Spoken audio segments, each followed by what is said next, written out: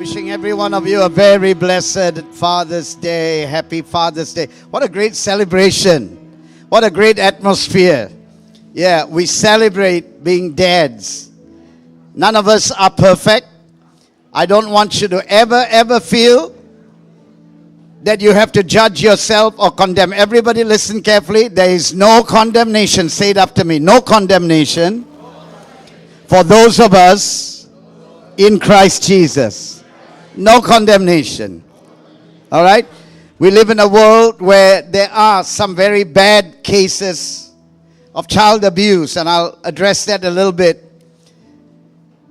But can I just say, there are only a few cases, but the few are bad enough. They shock the world.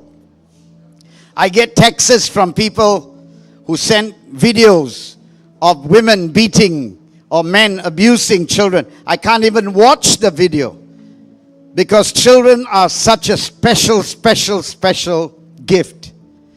Today, I'm very nostalgic, a little bit emotional, because all my kids have left the home, all grown up. But they all called me this morning. I'll be having dinner with one of them. But all my kids are grown up. Now it's the grandkids.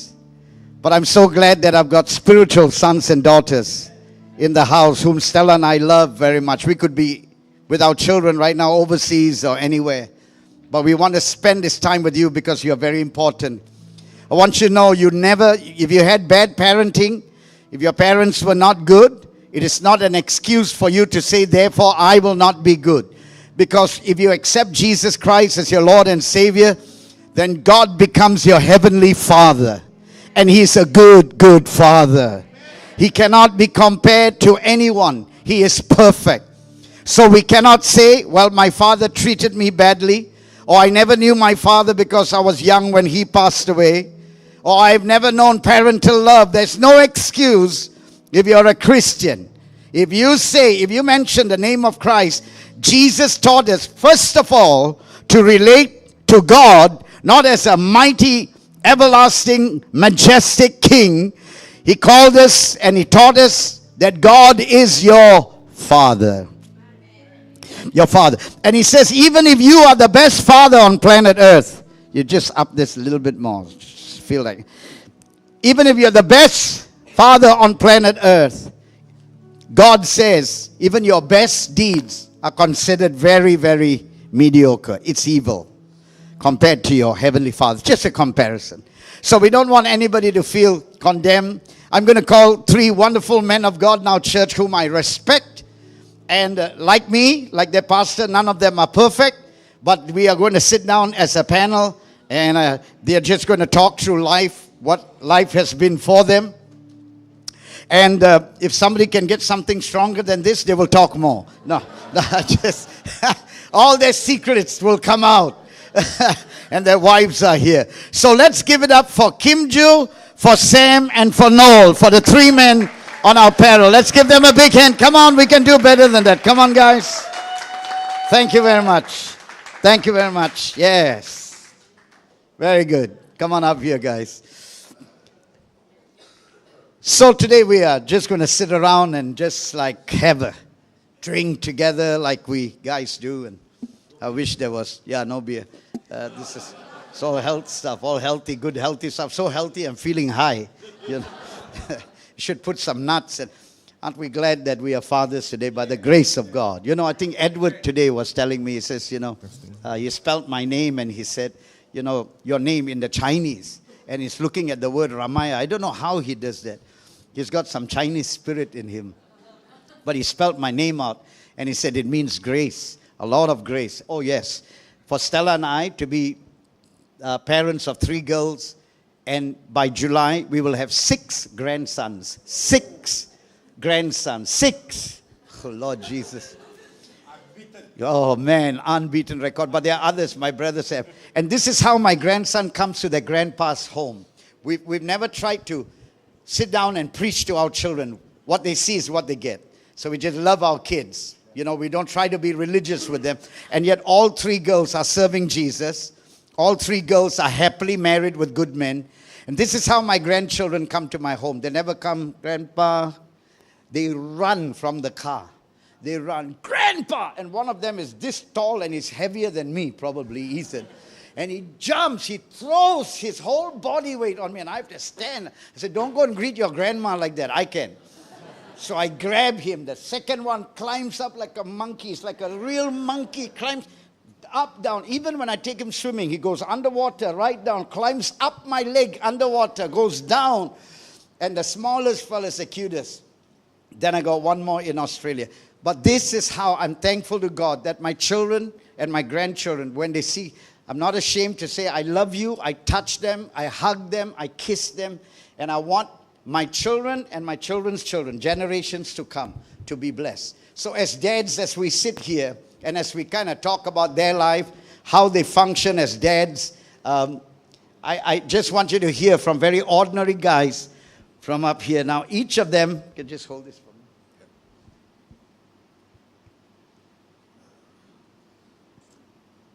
Okay, here we go. All right. We're just going to go each and every one of them, and then they can jump in and talk. So, for Kim Joo, I've asked him to speak about 3 things as a dad and as a granddad. All right? For Kim Joo, I'm going to ask him to share with you how he performs as a provider, how he performs as a patriarch, because now he is the grandfather, and he's the man. He kind of influences his children really well. Both his children go to church. And as a friend, not only to his best friend, his wife, but to his kids. For Noel, he's going to talk about being a teacher. A teacher. A long-winded teacher, but a teacher nonetheless. An exemplar. He is a good example. Wasn't he great just now dancing with his... That brought tears to my eyes. I was wishing Taizo would come up dance with his daughter. That would have been great. And he's also a disciplinarian. He's a very strong, good dad. Good dad. And Sam, as a spiritual leader, as a protector, I know that he is a very protective father. And as a man who treats his wife like a queen. So I want you to take it off, starting with Noel, and then Kim Joo, and then Sam. All right? Noel, just go ahead and share how you feel as a dad and how you feel as a teacher, as an exemplar, and as a disciplinarian, oh Lord. Okay, so first of all, it's good that you mentioned earlier, Pastor, that there are no perfect dads. Yes. Okay, and if I want to give an example of, a perfect dad, a non-perfect dad will be me lah. Okay, because if some may know, some may not know, I became an overnight dad. Okay, so a lot of things I didn't have time to prepare. I didn't have books to read or see. I only had what I knew, and that was how I was raised. So, and I was being the eldest of 3 brothers as well. We got 4 brothers. I was the eldest. So dad used to work all the time. Mom stayed at home and watched a lot of TV. So we, of course, our jobs were to do a lot of all the chores lah. From me and my brothers, we had all the work, and we had my dad. Main role was to discipline. So and being boys, we were naughty. Really naughty. I was extremely naughty. We used to do things, my brothers got a chip in our tooth because I pushed him from the door and fell down. So we were that kind of naughty. But, so we used to get whacking nicely. Rubber hose, yeah, cane. We have broken canes. Penyapu, canes, everything, We were made to kneel down on the road, that kind of stuff. So I grew up with that kind of background. So naturally, when it became time for me to learn what fatherhood was, I, fell back on what I knew. So it was a challenge because not all of that was good or right biblically and as a father and how it can be applied today. So being a teacher was one of the biggest challenges I had because I've got very little patience. And I'm the kind of person who prefer to show than to teach. you know, like I take 2 steps, you follow me, and then tomorrow you take the 2 steps and you go on. I'm that kind of person. So teaching was very difficult, and it still is a challenge for me, especially with my daughter. You know, because I think daughters or children, you know, they're more easy. They find it easier to listen to teachers, but when parents want to try to teach them, I think they purposely make it difficult for you, right? They purposely don't want to listen to you. They purposely don't want to try. But when it comes to teachers, all they also everything they know, spelling, everything they'll follow teacher. But when you ask them to spell a word, cannot. Tweet, cannot. Don't want, refuse. So it's always been a challenge, you know. But thank God I've got a wife who also attempts to temper that part there, you know, and sister-in-laws who also know how to guide, and a mother-in-law who's fantastic in that sense to also inject wisdom, you know. So, in a nutshell, I guess I failed in all the 3 areas very badly. I am neither a good teacher, neither am I a good disciplinarian, because I may look like very tough, but I'm a very inconsistent disciplinarian. In other words, I'm worst kind because, you know, it takes trigger points to set off my disciplinary action. Not a consistent, you know, this is what you need to do, this is what you need to do, that's what you do that, and, you know, be consistent. Sometimes I will close a blind eye, sometimes I will, you know, go down and ring the hell of fire and brimstone and down, you know, that level.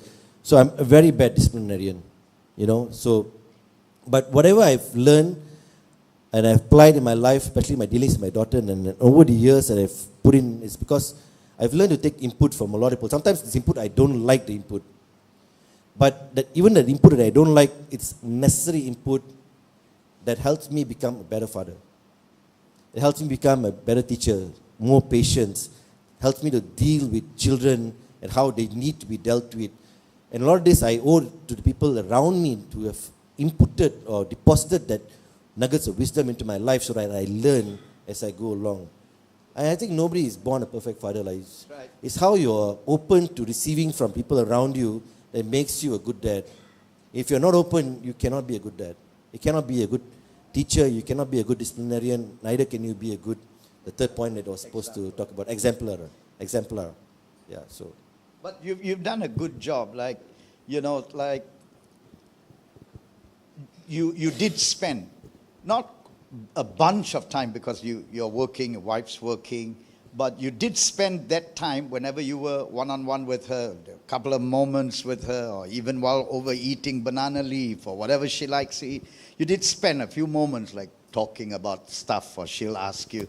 I know she's very close to you, and you do talk. I mean, bringing up a girl is incredible. You need a lot of grace. Girls are so different. Boys, they can all exchange clothes, they still look good. Girls, you've got to get the right clothes and everything. But your few moments that you spend with her, can you tell us some things about that? That it was just like both of you talking like friends. I mean, when she was smaller, it was baby talk. But then, now you're like friends, aren't you? Especially, yeah, to a certain level, yeah, I'll try to, you know, she likes to talk to me, and I like to have that kind of relationship with her. Because I never had that kind of relationship. Yep. And sometimes I'm envious because my wife has a better relationship with my daughter as well, because they're more closer to each other, they talk. But I know that there are times mornings when I send her to work, I send her to school. I go to work. Yeah? But on my way to work, I send her to school. Yeah? And that it's a good half an hour to 45 minutes. And we talk. Sometimes we talk about songs, sometimes we talk about music. And it helps bring us together, sometimes, you know. And then Give us an example, like when you talk about a song or music, like what? Oh, like that. Okay, she's got this thing for YouTube songs. Like now, her favorite is some girl named Jojo Siva. Daddy, you know Jojo Siva can lift the leg up like that. I said, no, ugly. What kind of song do you like? Then I'll play for Metallica. Yeah, why the song like that? I say, I like this kind of rock songs. You like rock? Then, because I like that kind of rock songs, so now she wants to follow what I do. Yeah. You know? So because she also likes that kind of song, and I know she takes trouble to like the songs that I like, you know, Metallica and all that kind of stuff. So I'll purposely sometimes, you know, when I'm on the way back, you know, we play the songs that she likes, like Jojo Siva and this. And now my YouTube playlist is filled with all this children's this, children's that, children's this.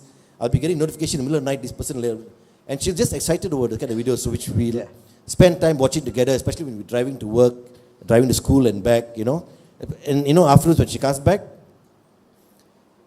like she was having trouble with teachers. So she tried to tell me, how the teacher was like bullying her and, that she didn't like the teacher and all that kind of stuff. And she insisted of all people, she wanted me to go and deal with the teacher. Wow. I didn't want to but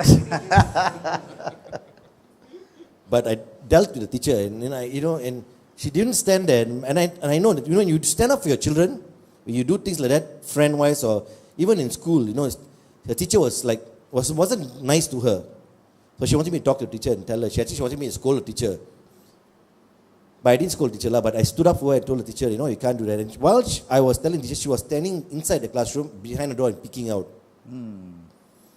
And I know that when she does that, when that happens, it builds that bond. She learns to trust me. She believes in me. She knows that no matter what circumstances, I am there for her always. I may not be the perfect dad all the time, but I think to the small moments, whenever we can. That's an example, isn't it? You're being an example just by. And they pick up all these small things, the things you like, the things you listen to. You'll be surprised. My daughter hated my kind of music. My music is called dinner music. You got Perry Como, you got Frank Sinatra and Elvis and all of that. But when I go into their homes today, they will play that music when they have guests. In fact, my youngest daughter, when she has dinner with her in-laws are so shocked that the kind of music she picks out and makes the whole atmosphere in the home so romantic with the candle lights and all of that, because they grew up watching Dad. That's how I was. And so that's an example. Until today, they're saying, you have a daughter as well, Sam. And Kimju's daughter is grown up. She's gorgeous and she's married. And how many grandchildren do you have now, sir? 3. 3 already, yeah? Okay, and what's your... Talking about friends here, your children like your friend. I once an experience sending a car, I cannot remember whether it's my son's car or my car, to the workshop. And the mechanic say, hey, uncle, you talk to your son like he's your friend. How come you talk to him the way you are talking to me and talking to outside people? I say, he's my son. He's also my friend. Yeah, very But good. how come you all can talk like a friend? So can you imagine the mechanic got a shock when I talk to my son like a friend? You see, so sometimes we don't realize it, but when we treat our children, the way we treat him like a friend, even outside people got a shock and surprise. So we have to really be very, very careful when we treat our You children. play golf with your son. I do. But now he's a father of 2 kids, so he has to slow down a little bit. I would not want to encourage him to play so much of golf. Yeah, good. Good example. Well, what about you and your daughter, like friendship-wise? Oh, my daughter. Since young, she's like a little angel. I have to thank God, because of God's grace. This little daughter, when she was a little girl, she doesn't like to go to kindergarten. She will cry. And it's only my wife who will be able to handle her. No way she will rush back from office and send her to the kindergarten. But along the way, she studied very hard. She's one of the top students, all from standard 1 to form 5. If he gets a B in any examination, we are in trouble, because she will be very disappointed. So from day 1 to form 5 to high school, she is a straight A student. So we every time have to tell her, slow down. But the son is the opposite. The son is the opposite. We have to get special tutor, 1-to-1, And we thank God, the little that we have, the little time that we have. Because when I was in my 30s, at the peak of my career, I traveled 6 months a year.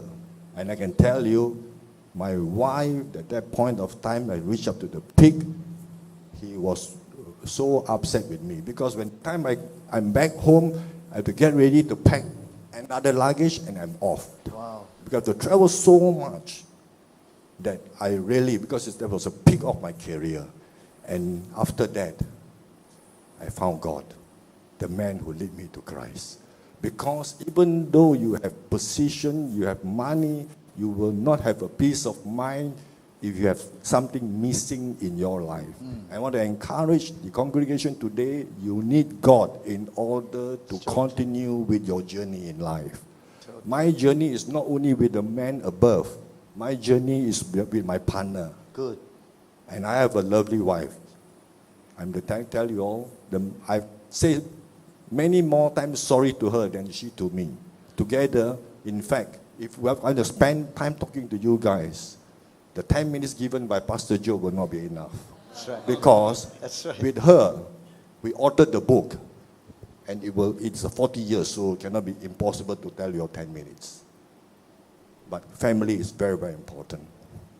How do your grandchildren relate to you? Like, how is it like a different scene now, Kim Joo? Like how you were with Vincent and Jolene, and now with the. You see, as an example, when they were in the university, I already got saved earlier before they went to U. Yeah, and I was one of the cell leader appointed by the church, and during one of the annual year-end watch night, I was given a book.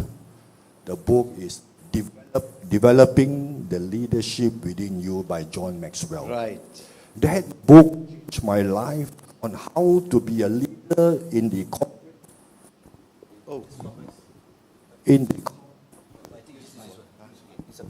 Okay. Yeah. Yeah. in the office as well as my family. The only book in my whole life I read twice. And I've given the book, I bought additional books to give to my Italian bosses. And that book changed my life. When they were at the university, you know when you're away from home, few thousand miles away in UK, another one in Australia, they need a lot of encouragement.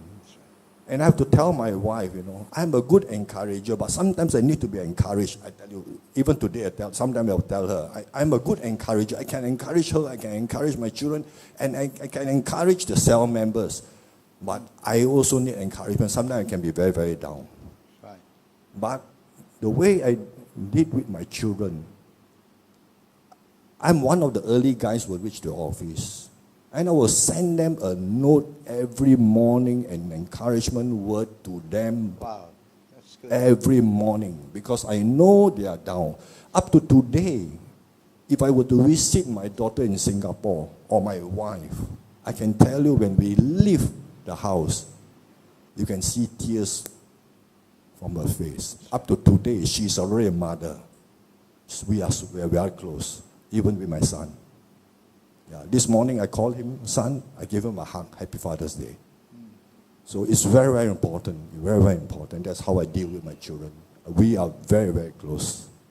So good. That's really powerful. Sometimes you might say, well, when I was growing up, my father never said, I love you. Well, I grew up, I can't remember ever my father hugging me. I come from a family of 11. I think if he hug all of us, he'll be very tired.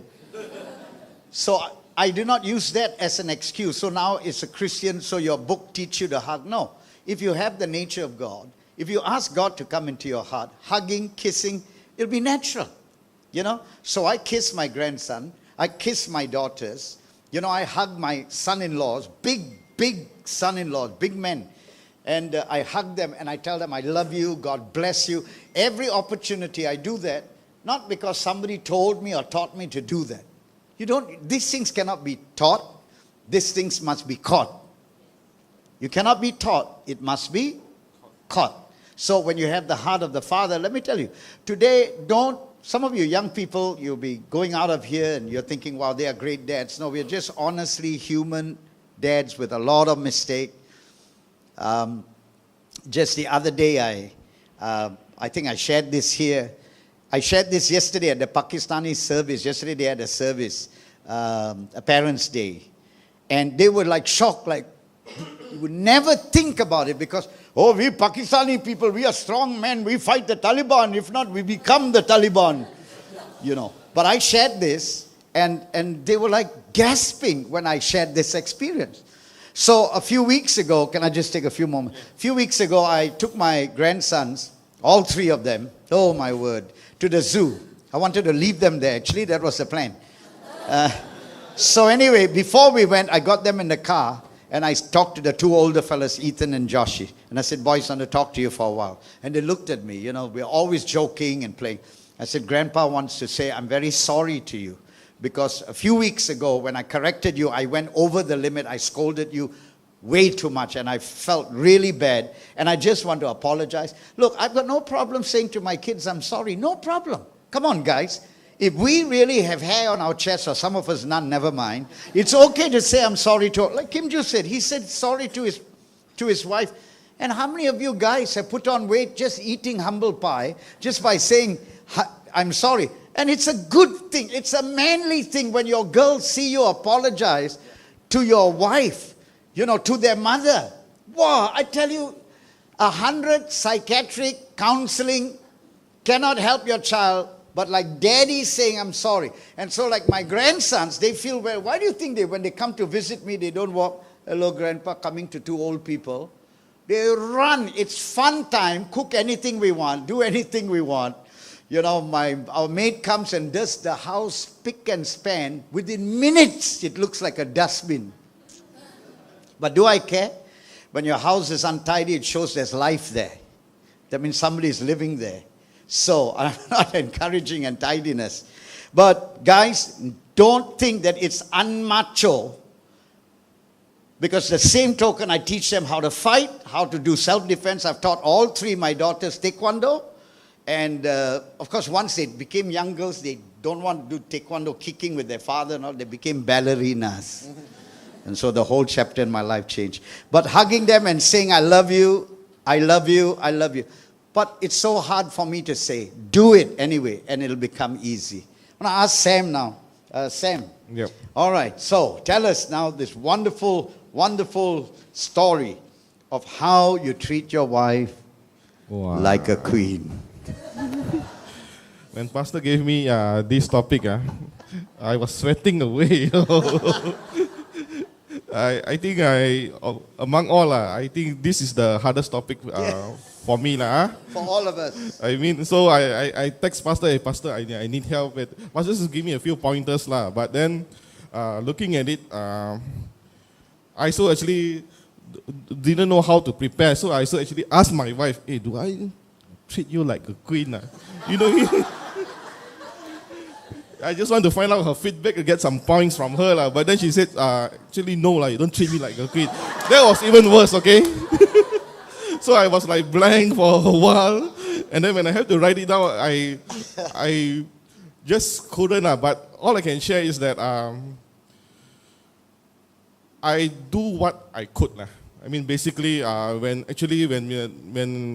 Matthew came first child, I don't know how a father like Noel was saying. All we ever learned was from my parents. My dad was a Christian. Mom was a Christian. Dad was doing missionary work. He was always hardworking. Mom is always a homemaker, where she's always there for us. So I could just relate to things like that. But coming from an Asian family, we are not the lovey-dovey type. Put it this way. I for one admit I'm not the romantic or the soothing or what. I do try, but I don't really. I try Okay, I admit I try, but so can I just interrupt a little bit? We Asians, when we say treat your wife like a queen, I just told him, I said, it doesn't mean this is not Hollywood. Because Hollywood, let me tell you, even the kissing scenes, they don't really kiss, okay? But anyway, just to let you know, but we think it's Hollywood. Let me just say something. Asians are the greatest lover. We have the biggest population, China. India, second biggest, plus we wrote the Kama Sutra. But we try to learn from the white man. They want to teach us how to Hey, come on, lah. We just don't show off any. We don't take our clothes off just to show off we are sexy, all right? But go on, carry on. Okay, in my own ways, I try to. No, true or not? Okay. Go ahead, Pastor. You're on a roll, man. Keep it On going. the roll. This is a hard roll to go. Okay, in my ways, I try to help at home, lah. Okay, when they were young, wife was traveling around. She was working, so that was the hardest time. I had to sit in, lah. So what kind of work you do at home? If you don't mind me asking. Okay, what kind of work I do at home? Everything. Go ahead. Tell us the truth. So I can say, washing dishes is mine. You see my hand all burnt with hot water and soap. That one's my job. Okay, go Okay, ahead. I go down nitty-gritty now. Huh? Okay, go on. Okay, I wash the plates. Ooh, I hang the clothes. When the change diapers, clean them. Okay. When Making you feel bad, you know? when one of them vomits or thing like that. Also, Poo-poo also. Poo-poo also. Everything I've done it. Okay. So for once, Matthew was with me in the car, and he was still young. We were driving to my mother's house, lah. And what he did was, he was playing around. He was, I think, maybe a year old. He vomited all on my car. The whole seat was full of milk. And then when I reached my mother's house, I was like, okay, lah, so angry. But when he was a baby, so what to do? Clean the car up, make sure the car is clean, and then go to work. So, I mean, I've done a lot of things that I could to help my wife, put it this way. And I can remember once, I think when she was pregnant or what, she was hungry. So nighttime, she said, I'm hungry. So I think I got up, I cooked her Maggi mee, and I gave it to her. So this, I don't really cook. Basically, I don't really cook. But I did that small thing that I hope. You see, those are the things, isn't it, Kim Ju, that makes your wife feel like a queen. It's not chocolates and flowers. Anybody can buy that. But those are the things. My wife says the thing that turns her on. It's not because I'm handsome. That's very hurting, you know. That really breaks my heart, you know. Or that I'm romantic because I can be. She's never turned on. She says when I care for her, run out of the house, help her with the groceries when she buys all those things. Those kind of stupid things. But that turns her on. You know, like helping her with the clothes and dishes. That's what I do. She feels that's... So treating your wife like a queen, you don't have to, you know... If you've got God in your heart, let me tell you, and also if you're a real man, talking about real men, you won't even think of treating your wife otherwise. I was talking to a mom just the other day on Friday. You don't know her, so I can just share her story and how she finally left her husband. But you hear of the abuse. He poured petrol on her. He wanted to light her up. He beat her children, all of them, tortured them. Till today, the girls are grown up. They are cutters. You know what cutters are? They slash themselves, and they are gorgeous. But they were so ill-treated by their father. I was thinking, are you an animal or are you a human being? How could you even think of saying, even psychologically hurting your children or physically hurting your children? These kind of people must be beaten up and thrown in jail. Beaten up first, call the police, then thrown in jail. In that order. But really, it is a wonderful honor to be a father. But children will only know how much we love them the way they see us love their mother. So when we lavish love on our wives, you don't need to preach to your children, I love your mother so much, you know, I love you so much, you know. You demonstrate that. So I hope we are getting some things. But go ahead, Kim Ju. Yeah. If you were to ask me, Kim Ju, how many flowers have you ever bought for your wife? I say, if I can remember, the only flower I bought was during the marriage. That's mandatory.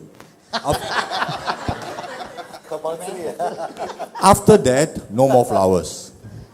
Yeah. But in my office those days, I can see bouquets and bouquets of flowers during Valentine, birthday, fantastic. But if you know their background at home, it's terrible. So you ask me, I never bought her flowers after that. That's But excellent. for sure, she knows my heart. No, when we were working, and in fact, I mentioned this in one of the cell groups. When we were working, because I encourage the cell group members, when we were working, before we leave the house, we give each other a hug and a kiss. And even up to today, we still practice. But not when I'm having flu or she's having flu lah. We still practice. And children, as what Pastor mentioned, they will observe and they will see. And it's very, very important to have a very, very closely knit family. And I can tell you that we are all very, very close. To the extent that my son has his own house but is still staying with me. And we will be moving to a new house soon, side by side. Whoa, that's great. So, and thank God for, I have good children and grandchildren. That is great. How is your as a spiritual leader? Now, you mentioned just now, his father was a friend of mine. He's gone to be with the Lord now. A powerful missionary in Thailand, wasn't it? He went to Thailand. And a great example, Hudson, his name was. Really, I was a young Christian and he was a great example. Spiritually, how do you lead your kids? Like how your dad used to lead you, or do you have your own style? Okay, basically, of course, the early influence were them. I think until today, Yeah. dad and mom, they always show the way. When it comes to God, they are very serious. So they always tell me to do what is right. Okay, and then tell the truth, even though it hurts. Simple things like that. Like that, he's always a very hard worker. When it comes to things of God, he never compromises and he goes all the way. So that's one example that I could see that he gave it his all when it comes to things of God. And even when he was sick, he also will try his best because he had a stroke, and then they called him to help out in Korea. He was in Thailand first, then he was in Korea. Yeah. So Korea, he went to Korea when he was not walking very well. So he was like still paralyzed, couldn't walk properly, but he's just with a tongkat, he can walk. So he went to Korea, and he passed away in Korea, basically. So what I could see that we know for sure that his heart is all for God. So that's one thing that I learned from him. And because of that also, I think he rubbed off onto my brother. My brother is now a pastor. That's right. Okay, so he's serving full time. All of us, because we have 4 of us, so that my eldest brother is a pastor, the 3 of us, we all laymen. But the thing is, we learn from him a lot. Okay, mom basically is a homemaker, and when dad is not around most of the time when he's doing his work or whatever, mom is always the pillar at home. So basically what I learn is from them. Okay? So how I want to teach my children also, it's also, I think, the same way. Basically, it's lead by example. I mean, for a spiritual leader. So what I do at home is usually, one thing we just started was when I send them to school on the way, we will pray together. Just for a very short, maybe 10 minutes, 15 minutes. And usually I will start first, then the next day will be Matthew, then it goes Natalie, then it goes Every around. Every day. Every day when we are going to school. So it's about... So Hindu, he hugs and kisses your wife every day, unless you got flu. But other than that, that's a great thing. I mean, here we are grandparents. I still kiss my wife, before I go to work or come to church and have a great day. We seldom see each other. Now, in your situation, Sam, how do you feel different between how you interact with your son and how you interact with your daughter? What's the difference? Is there any difference? Or? Okay, basically a son and daughter is a total difference. Okay. Usually my wife will say that Natalie is my angel. Okay, and wife usually is the son. Okay. But basically, both of them love them dearly, and usually I will not show any preference between the two of them. So I always try my best to whatever I give is of equal lah. Okay, so that is one thing that I see. Matthew, like boys, is very simple. I mean, I grew up with my family with all boys, so I don't really know how to relate to ladies and girls. So like Natalie, sometimes I look at her like not too sure how to do it. But then, of course, I learned from my wife lah. So I have my wife there to teach me. So, but basically, Natalie is more, you treat her more softer, and sometimes you need to talk to her. And So your tone, yeah, your tone of voice with Natalie is very much softer than how you talk with Matthew. I think I tend to tell myself to be more patient with her. When it comes to Matthew, it's like I can maybe give him instructions and maybe loudly or whatever, he can take it. But with Natalie, sometimes I look at her, I said, this one. What do you think? No, I also used to make the same mistake. Like I used to treat Bella like a boy, you know. Yeah. I only knew boys. Okay. So, things like, one hand twirling, and she of course, being kids, they like all that, like, And then, of course, the playing part, of course, the scolding part, so the scolding like boys. Yeah. And as she grew older, I had to, like, Tone down. Yeah, a lot. Yeah. Because you're tough with other fellas, boys. Yeah, like boys, Anand's yeah. kids or whatever, you're tough with them. But you cannot do that with the girls because it's very different and they Very take it more different. personally. Can you and- get that video ready? Save all your kisses for me. Yeah. For all of you dads, how many of you dads got daughters? Can I see your hand? Daughters. Enjoy this.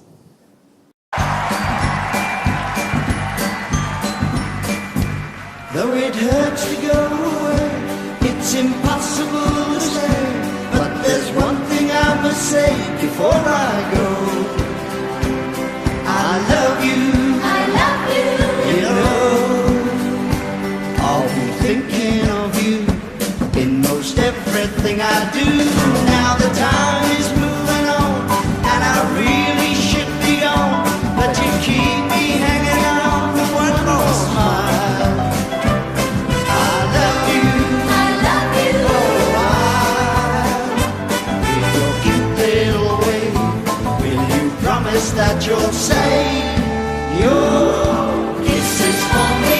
Save all your kisses for me. Bye bye, baby, bye bye. Don't cry, honey, don't cry. Walk out the door, but I'll soon be back for more kisses for me. Save all your kisses for me. So long, honey, so long. Hang on, baby, hang on. Won't you dare me to stay? 'Cause you know I'll have to say that I've got to work each day, and that's why I go away. But I count the seconds till I'm home with you. I love you. It's true. You're so cute, honey G. Won't you save them up for me? Your kisses for me. Save all your kisses for me. Bye bye, baby, bye bye. Don't cry, honey, don't cry.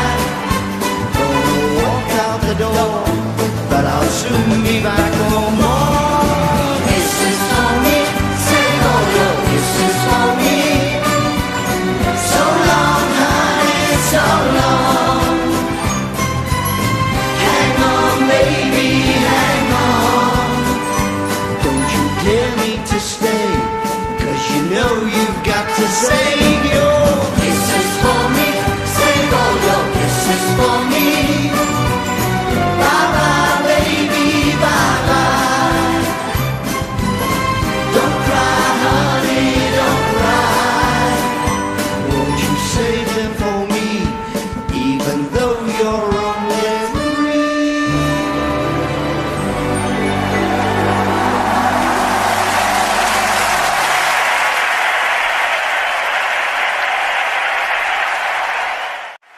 One day, you will have to say bye-bye to your little girl, as I've done to my 3 girls. And the most emotional thing is to walk them down the aisle, and you will, boys. He has. I had to do it 3 times. And yeah, and she'll kiss you bye-bye, and she'll be in the arms of another man.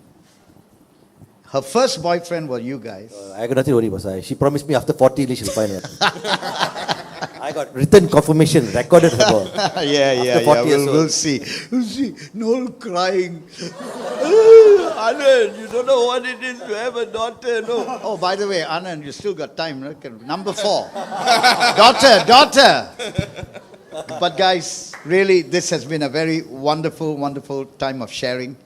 We can go on. Is there any last words you would like to say to the young men and young women and even other dads who might be here?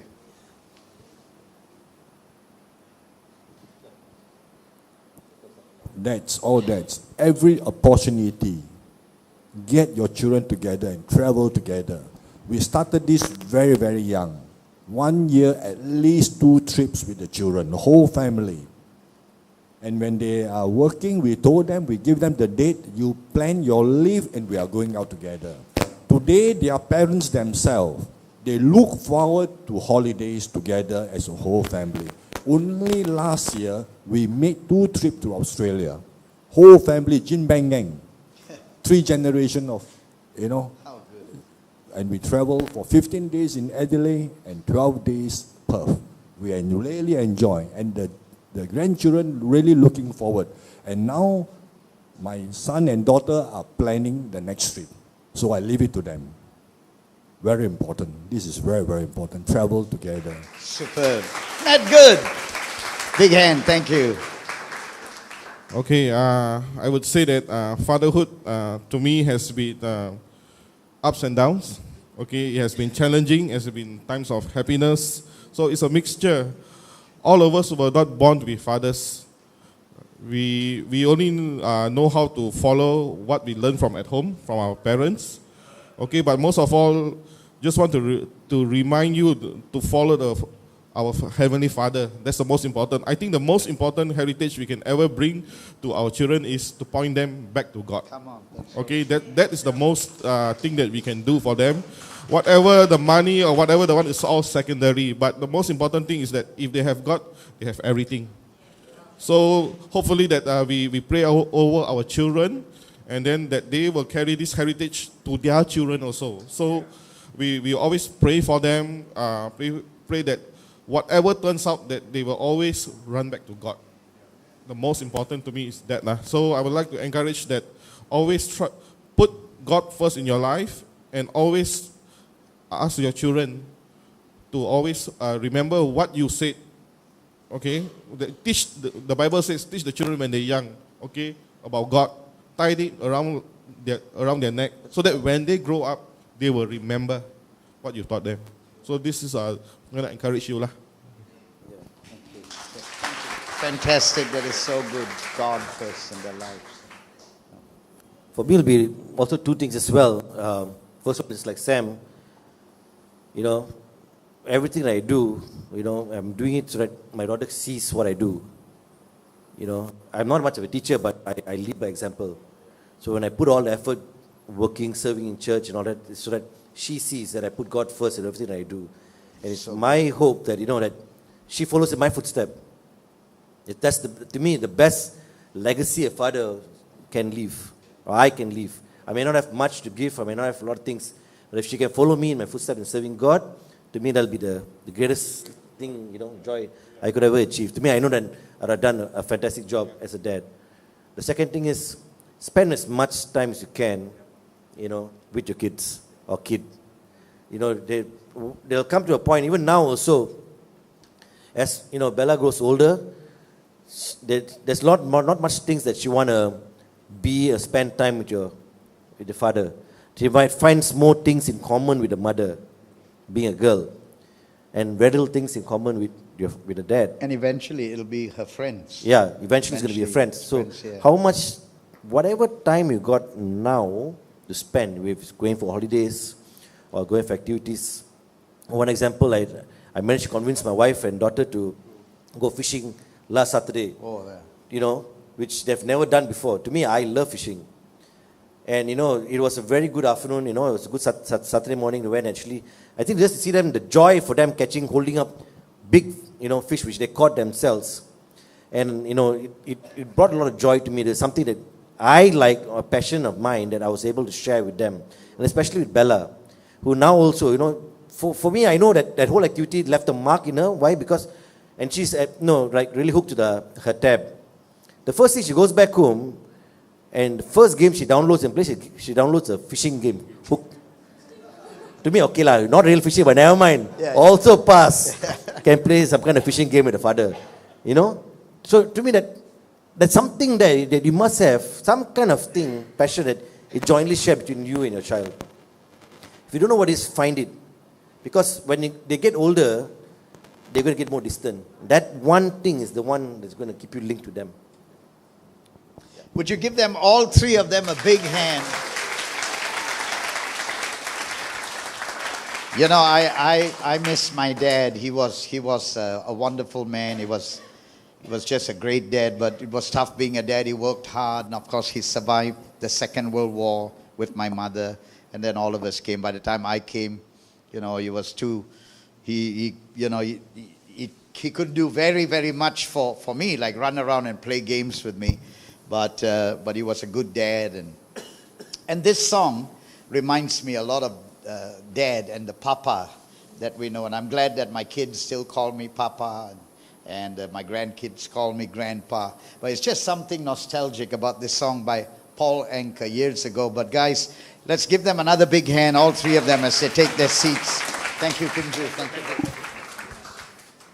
Thank you, guys. Take it.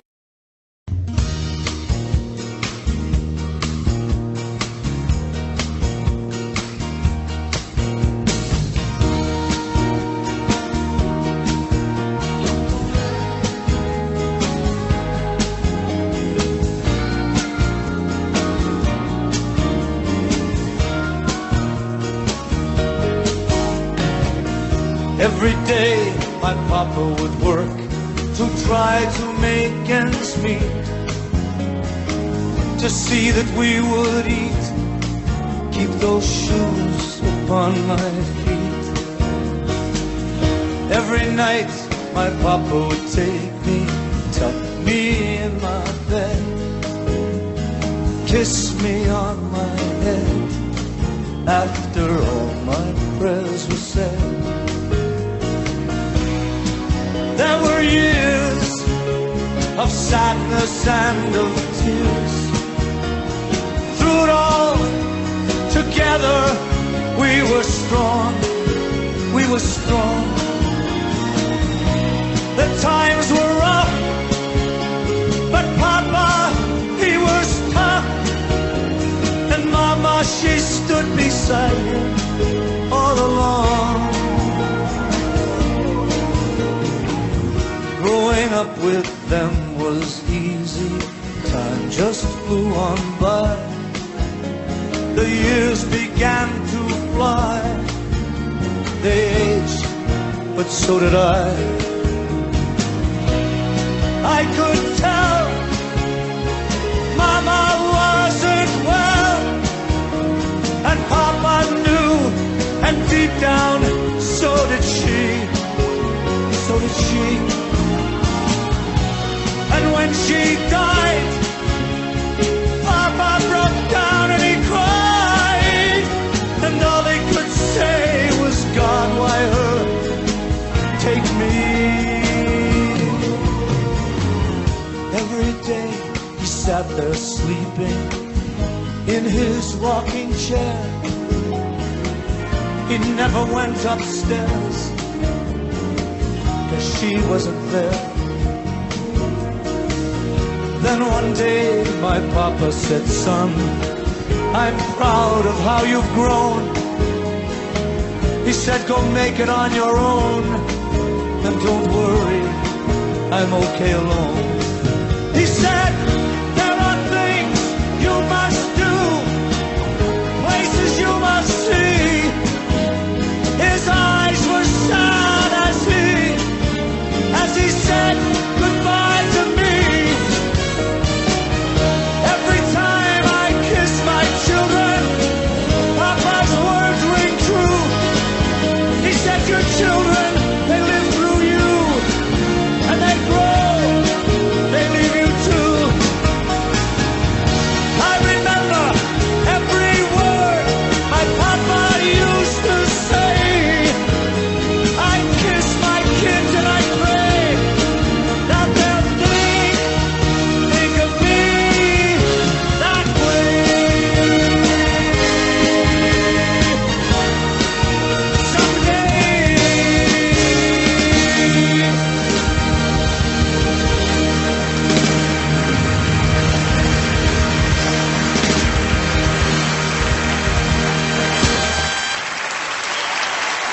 We're going to do one last song, and once again wishing all of you a very happy Father's Day. Go out and have lunch and all.